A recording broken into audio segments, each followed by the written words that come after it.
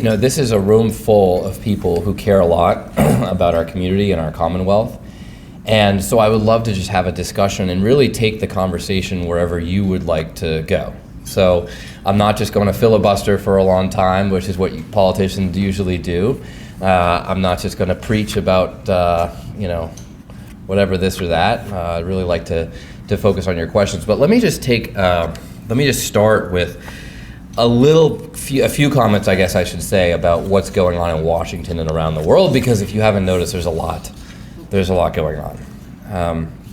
I just returned from a few busy weeks in Washington. This is actually my first week in Massachusetts since Christmas.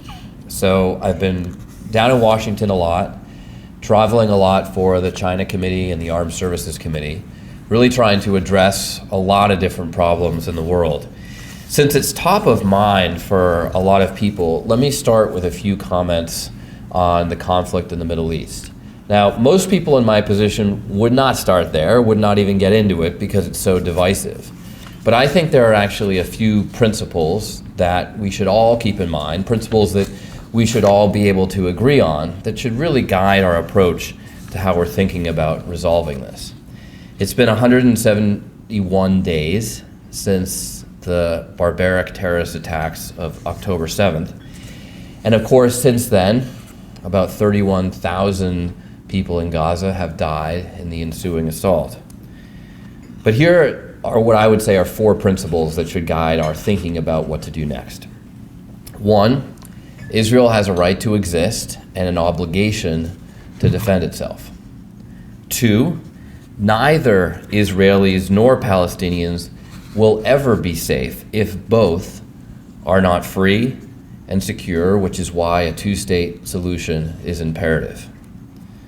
Three, Israel needs to have a clearly defined plan for the day after that both sides can support in order to get to that two-state solution. And four, hatred at home, including the vicious 400% rise in anti-Semitic incidents and a rise in anti-Muslim hate as well, only gets us further from achieving that peace.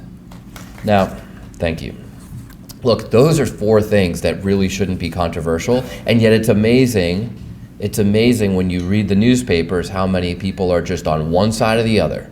You can take pretty much everything written about this conflict in the last 2 months and throw it into one bin or the other. It's either adamantly pro-Palestinian or adamantly pro-Israeli, and in actuality, if you want a safe and secure Middle East, you need to support both. And that's what I have been trying to pursue with my policy. And in particular, talking about the lessons that I learned as a Marine in Iraq, fighting a counterinsurgency on the ground over 4 tours there, that I think Israel really needs to learn for their continued actions in Gaza. Back in Washington, Congress, of course, continues to really just scrape by. It's been the least productive Congress under Speaker Johnson since, I think, the Great Depression. So when we achieve things like on Friday, we kept the government open, and that's really the bare minimum, folks. Like we kept the government open on Friday by one vote. By one vote. That's how difficult it's been. That's part of why I've had to spend so much time in Washington. I'm delighted that we actually kept the government open, not by passing yet another continuing resolution, but by properly funding appropriations bills. So this is the normal budgeting process where you're supposed to propose a budget, then propose the appropriations bills that actually write the checks to support that budget, and pass them in an orderly manner through the House, where they then go on to the Senate. That hasn't been happening very well. In fact, the appropriations bills that we passed on Friday were supposed to be passed last fall because they're for the 2024 budget, not the 2025 budget. So here we just got done with last year's work. Now in March, we've got to start on next year's work. That's not where we want to be. But the only thing worse than what we're doing would be to actually shut down the government, and I'm glad to report that that didn't happen. I'm also pleased to report that included in those appropriations bills was $13.5 million of community project funding for this district. And these are projects that are going to help various institutions in the community, infrastructure projects, parks, things that members of my district, so of the 39 cities and towns that I represent, people have submitted proposals for these, and through a competitive process, people won grants, and we'll be giving those out in the near future. I want to talk for a second about immigration, because I know this is an issue that is really top of mind to people all around America, and I certainly hear it a lot right here on the North Shore. Cities like Lynn, Peabody, and Salem are housing the highest numbers of new arrivals in Essex County. And while our leaders and community organizations are doing their best to house and educate these migrants, neither has the capacity nor the resources to keep up. And that's because our immigration system is fundamentally broken. It's fundamentally broken. And I have been openly critical of members of my own party who have tried to deny that there's a problem. And it's also true that Republicans have repeatedly over the course of the past 2 decades, but most recently a month ago, scuttled bipartisan deals to try to make a difference. The bipartisan deal that was formed in the Senate, negotiated by James Lankford, a Republican from Oklahoma, and then was put forward, was not perfect, but it would have done some of the basic things we need to do. It would have had measures to strengthen border security. It would have had measures to improve the pathway to citizenship, to encourage people to actually come here legally instead of come here illegally. But nonetheless, Trump came out and said, I'm opposed to it, and all of a sudden the Republican Party totally changed its tune and scuttled the deal. And that is not going to help. We have to reform our immigration system. And I think that the basic deal here, represented by the bill that was negotiated in the Senate, is not difficult to envision. We need to secure the border. We need to reform pathways to citizenship. And I want to give one example of the latter, why it's important to have reasonable pathways to citizenship. And that's because I sit on the China Committee. And sitting on the China Committee, trying to address the threat of a war in the Pacific and the competition issues that we have with China and the Chinese Communist Party, one of the things that comes up in almost every hearing or briefing that we hold is that we bring all these Chinese grad students here because they're some of the best PhD students in the world, to be educated at the best universities in the world, here in Massachusetts and the rest of America, and then guess what? We send them back to China to use all that knowledge to help China and not to help us. And guess what? They want to stay here. That's why they came here for an education. So we should be taking those best grad students, just like for years we've taken the best athletes, the best musicians, we tracked them to America. That's how America, a much smaller country than China, has been able to compete and win, right? Because just on pure statistics, the best athletes should be in China because you have a bigger population to pull from. But what happens is all the most talented people in the world have wanted to come here, and for centuries, for 4 centuries, I mean, my family was an immigrant family too. They arrived in 1635, although my mom's half of the family didn't arrive until 1637, so they were a bit latecomers here. But we're all immigrants, folks, or the vast majority of us are, and we've had that tradition of attracting the best and the brightest here to America. What we do now is we send a lot of them home. We send a lot of the best and the brightest home while we just say, hey, you know, if you can swim your way across the border, you can come here and stay. And so that's the system that fundamentally we have to change. A quick comment on the economy, because immigration has a dramatic effect on our economy, and the kind of comprehensive immigration reform that I'm talking about would also slash the budget deficit. It would dramatically reduce the budget deficit if we pass this immigration reform, because guess what? It would say to all these immigrants, you're going to pay taxes like all the rest of us. How many of you pay taxes in this room? Better all raise your hands. Reminds me of a story from one of my mentors, a school minister in college, who got a call one day from the IRS and said, Reverend Gomes, do you have a Mr. Johnson in your church? And he said, yes, I do. And Reverend Gomes, is it true that Mr. Johnson made a $50,000 tax-deductible donation to you last year? And Reverend Gomes said, he will. the fact that we've been able to have what economists term a soft landing, coming out of the COVID recession and not going into a deep recession, which is what most economists, I'd say 80 or 90% predicted, is kind of amazing. And it wasn't easy. We had some really painful rate hikes that I know you're all familiar with to push down inflation. We had to pass some policies that were far from perfect, like the American Rescue Plan, but what it did is it injected capital into our businesses so that we could weather the COVID recession.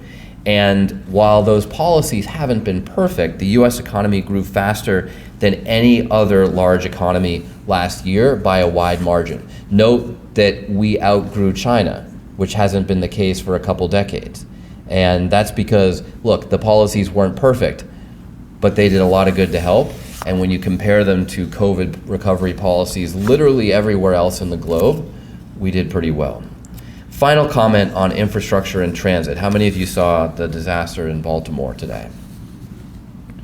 It's unbelievable. I mean, thinking about driving across that bridge.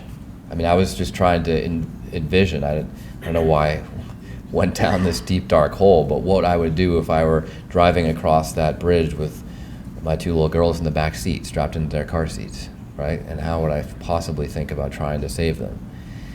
But that's the reality that faced people driving over that bridge last night. And the reality here in Massachusetts is that 1 out of 12 of our bridges is structurally deficient.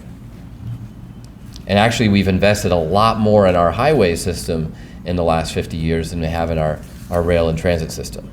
If you want to take the train to Boston from Salem, try comparing that timetable today to the same timetable in about 1925, and the trains were faster back then. What does that say? What does that say about our investment in infrastructure?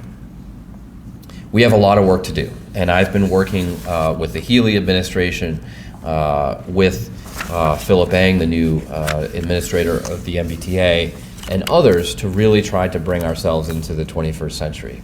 I usually take the opportunity to talk a lot about this because I think it's really critical to our growth and success, but I'll just leave you with this one thought. There's been a lot of controversy in communities about Governor Baker's MBTA Communities Act, which says to communities in eastern Massachusetts that you need to make room for more people to live in. Now, I support Governor Baker's law. I think it's the right thing to do. I don't think we should be frozen in time forever in 1955. But think about solving the housing crisis by just improving our transportation. If we had high-speed rail, you could get to Springfield, Massachusetts in 40 minutes. That's not pie in the sky, 40 minutes to Springfield. That's like what every other country in the world does right now. Morocco, a country with the entire country, has less than a third the GDP of just our Commonwealth, just our state. They just built a high-speed rail line about the same exact length. It's actually about 10 miles longer than it would be from Boston to Springfield. And you can get there in 40 minutes. If you could get from Springfield to Boston in 40 minutes, I'll tell you what, housing crisis solved. There's a lot of affordable places to live in Springfield, Massachusetts. So we have a lot of work to do on a lot of fronts, both in our communities across the Commonwealth and literally across the country and the world. But there are a lot of sensible ways that we can move our country forward by just thinking a little bit ahead. And that's what I'd like to do here in Massachusetts. So with that, let me turn it over to you for your questions. It's great to be here. Mayor, thank you very much for hosting us. Peabody, thank you to all the people I know who have thriving businesses. I hope you like my haircut. You can thank Paul if you do. And I'm happy to take this conversation wherever you'd like. My name is Louis Jufrey. I'm one of the Peabody High students. Great, nice to meet you, Louis. I want to ask what you see in the future for the TikTok ban that just recently passed the House, like the impacts that will just not only have like the political situation, but any like economic impacts that might happen as well, talking about like a possible sale of TikTok. Sure, absolutely. So yeah, I hear everybody at Peabody High School loves the TikTok ban. Super popular. So listen, I was one of, just to be full disclosure, I was one of the very first co-sponsors of this bill. It does not ban TikTok. It just says that TikTok cannot be owned by a subsidiary of the Chinese Communist Party. Now, I don't think we would have allowed ABC News or CBS News to be owned by the Soviet Union during the height of the Cold War, right? And yet TikTok actually reaches far more Americans than any of those news outlets, right? We wouldn't allow CNN or Fox News to get sold to China either. But TikTok reaches more people every single day. So the whole point here is I just don't think that anyone using TikTok, like my kids someday, should have their feeds controlled by the Chinese Communist Party. And that's not that complicated. All they need to do is sell it. We all know China needs a lot of revenue these days, so I think they probably will. But if they don't, then some other TikTok 2 will come up. And the only rule is it can't be owned by Russia, China, by autocratic regimes overseas. The bill is not written just to apply to TikTok. It applies to other social media companies as well, any company that's owned by a foreign adversary like that. And I think the end result, at the end of the day, what you can go back and tell your friends, is that TikTok will get better. Because you will actually have your feeds influenced by the creators and developers on TikTok, as opposed to algorithms set by the Chinese Communist Party. And we know the effect that this is happening on our kids, and I just don't think that should make anyone uncomfortable. So there's a lot of hysteria about the TikTok so-called ban. In fact, we got hundreds and hundreds of calls to the office in the course of the week that this bill was under consideration, which, by the way, just shows the influence that TikTok has, right? I think for a lot of congressional offices, we're like, okay, yeah, I guess they do have a lot of influence, so we really should sign on to this legislation. So that kind of backfired. But that's why this is important. And I think there's honestly a lot more that we should do to control the pervasiveness of social media, because there's no question that it's leading to a dramatic rise in suicides and youth mental health cases and a whole bunch of other things. So that's where we are. Thanks, Louis. Hey, give it up to a Peabody High School student for asking the first question.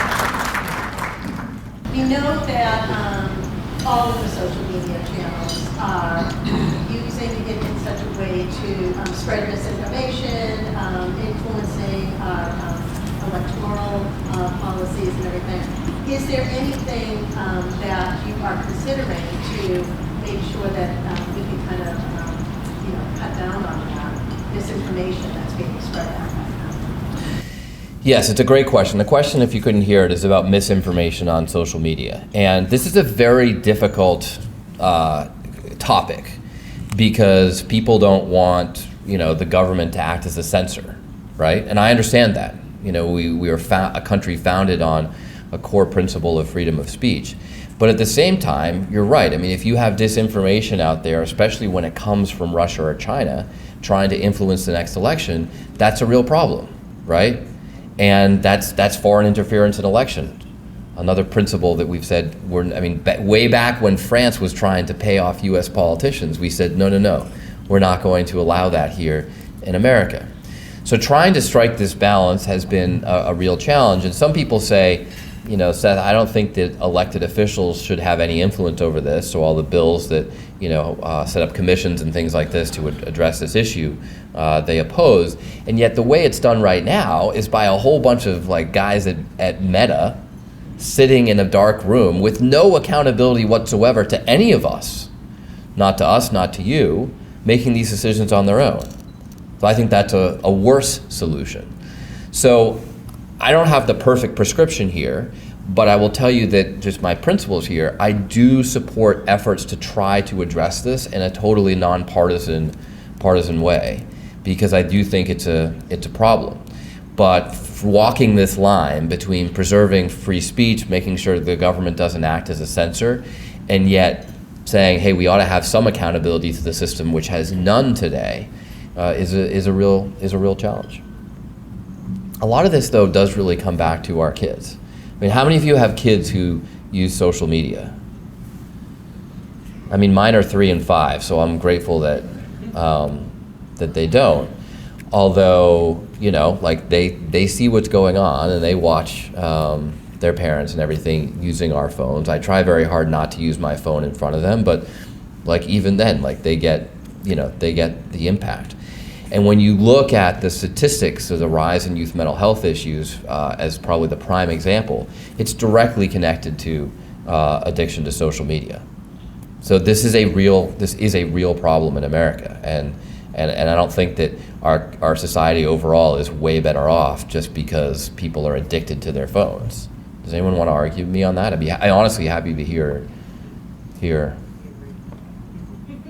opposing views. So, we know that cigarettes are addicting and they cause youth health problems, so we decided to do something about cigarettes. We know that social media is addicting and it causes youth health problems, but we haven't done a thing.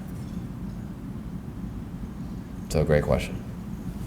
By the way, that kind of, and I'll take yours next, sir, but that kind of leads us, oh, sorry, over there. Sorry, but we haven't even started talking about AI. Right? Social media was invented 20 years ago, and we're just now talking about what can we do to regulate it. My gosh, AI is about to take over the world, and we really don't know what to do. So we have a lot of work ahead of us. Yes, sir. My name is Mitchell Rosenwald with Remax. I live in town, but my question about the social media stuff, is there anything going on out there with verification of people on these sites? Because it seems, my perception is that it's actually like a really good thing. Like if you want to get verified, you can click here. It's like, well, why is it not part of the vetting out process of making an account on any of these systems? Because it's a great question. I know I get scammed, but like all these people trying to prospect me, they have no idea who they are, no verification of who they are. And it seems like there's a lot of that going on out there. I think one of the philosophies that people put forward to how you think about regulation is just to start exactly where you did, which is to say, let's just make sure that people are actually representing themselves on social media and we're not dealing with a whole bunch of bots or AI or whatever else, right? Because right now, I don't know what the number is, what the percentage is, but a lot of the accounts on social media are actually computer-generated bots, right? So if you just had to prove, I'm actually Joe Smith signing on here, then that would be one step in the right direction. And by the way, if you're going to do that, why not prove how old you are?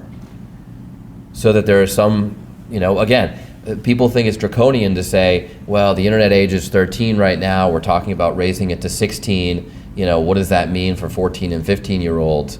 But again, sorry, like how is it that you can fight in wars at 18 but you can't drink till you're 21? A lot of people would argue that's an injustice, but it's something that we've put in place for the health concerns, and I think we should do the same with social media. Poor Louis got a lot of bad stuff to report to his friends back at Peabody High School. All right, shall I take one more? Good morning. Good morning. I'm Laura Meisenhelter. I'm the Executive Director for North Shore Community Action Programs. Great. Thank you for letting Rick serve on our board. We love him. My pleasure. Rick's my chief of staff. I know there's more than myself who owns an electric vehicle in this room, and the infrastructure is such that I'm thinking of not buying another electric car. What's the temperature in Congress? I know that everyone's got their public talking points, but then behind the scenes conversations may be different. So what's the temperature for improving the infrastructure for green energy, especially for transportation? The temperature is not that high. Not as high as the rising temperature on the planet, I would say. Here's the issue, and let me just, I could answer this briefly, but let me kind of lay out the problem here, right? I think we can all see the effects of climate change, right? Anyone from Salisbury here? Probably not. Salisbury just spent $600,000 buying sand for their beach, and half of it lasted a week.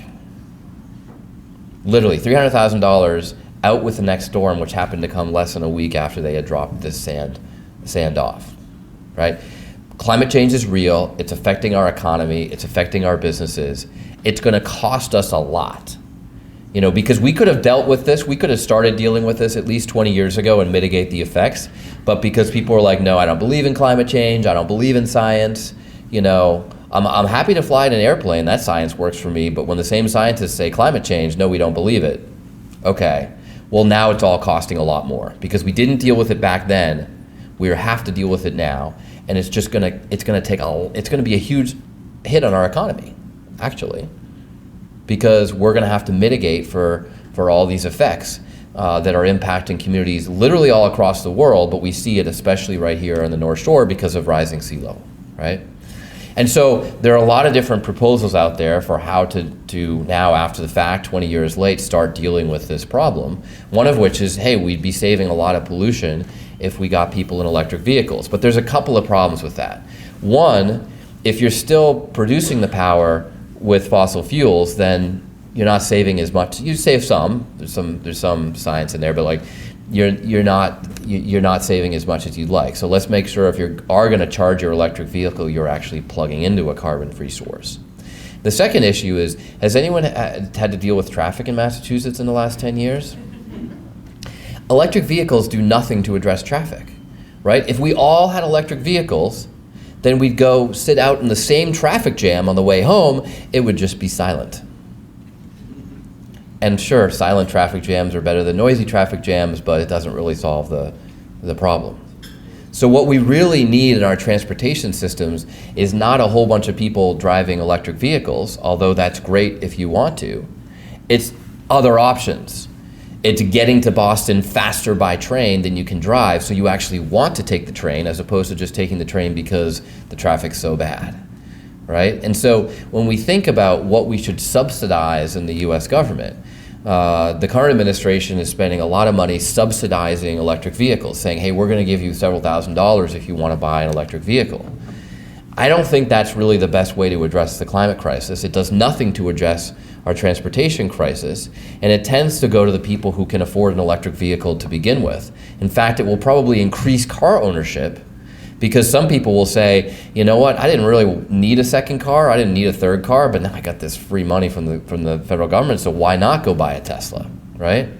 So that's kind of the opposition to the infrastructure. Now, my wife and I used to own a Chevy Volt, and then we kind of outgrew it. But when we owned a Chevy Volt, we felt exactly the way you do, which is we're driving around and we can't find charging stations. And it's like, hey, I'm trying to do the right thing here, driving in this little dinky Chevy Volt, but like I can't find a place to charge it. And that's very frustrating. So what I think we need to do is, provide some incentives for communities to set up charging stations. But I don't think it's wise policy to give people a ton of money just to buy electric vehicles, because I don't think it's really going to solve the problem.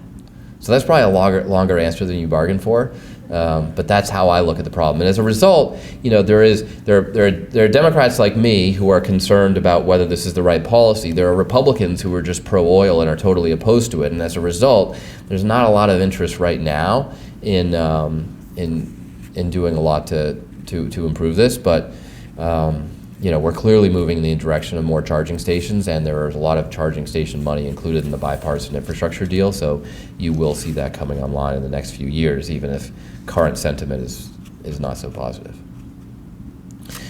Well, listen, thank you. Oh, sorry, one other question over there. The last question about the electric cars, but like our whole infrastructure and our national grid, isn't that really maybe where it all starts too? Because I hear from a lot of people that our national grid is just can't handle what electricity we're trying to pull from.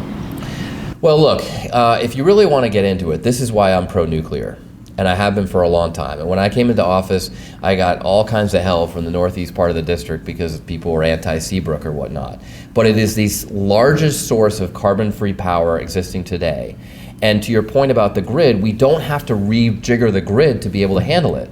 Because the problem with all these renewable sources, like a whole bunch of wind turbines, which I guarantee you will be tearing down in 50 years because they're a scourge on the environment and an inefficient way to make electricity, or solar farms, is that they only work for part of the time, and so you have to totally reconfigure a grid to handle these new power sources.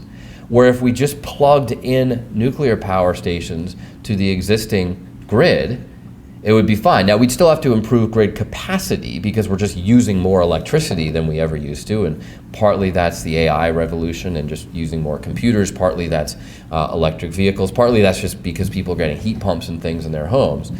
So overall electricity usage is going up. But to totally reconfigure our grid to handle these inconsistent power sources, that are probably not going to be how we're making our power 50 years from now, I don't think would be a wise investment. So let's think about how many people died in 3 Mile Island and Fukushima combined? Zero. How many people die repairing wind turbines every single year? People probably don't know. It's something like a couple hundred. All right, so just think about that. Tell me, just based on that fact, which power source is safer? So we should be investing in next generation safe nuclear power. And if we did that, we could use the existing grid that we have just with improving the capacity. And it's totally carbon free. So forgive me for bringing my college physics degree to the discussion, but that's where I think we should go. Listen, I'm going to let you go with that, but let me just end by saying one more thing. There are a lot of people right now who are incredibly frustrated with politics. And guess what? I get it. You want to spend a week with me in Washington? You're going to get it in a very personal way too. And therefore, one of the most frequent questions that I get is, Seth, why do you keep doing this, man? Like, God, it's got to be so frustrating. I get this question from my friends, people who genuinely care about me and are just like, hey, I don't know how you go through this every day. Well, I got into this because of my background as a Marine, and Marines run towards the fight. I think this is a time when we need to fix our politics, not just shun it. Not just be frustrated and turn away, but try to figure out how we can still make it work, because whether you like it or not, the political system is what we got. It's not perfect, but I still think it's the best system that the world has ever seen. And I think we live in the best country that the world has ever seen.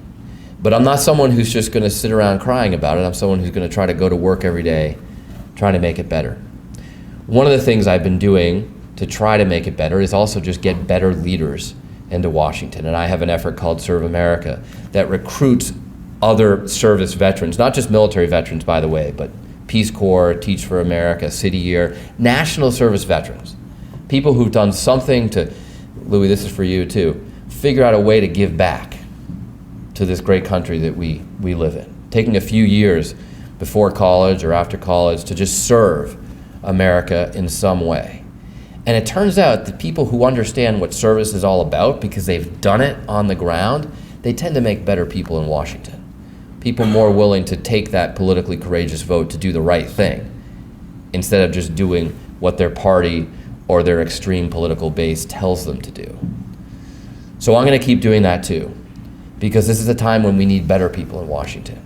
We need people to lean in to our politics, to improve our country. And it's a time when I certainly have not lost faith in the United States of America. Thank you for having me here this morning.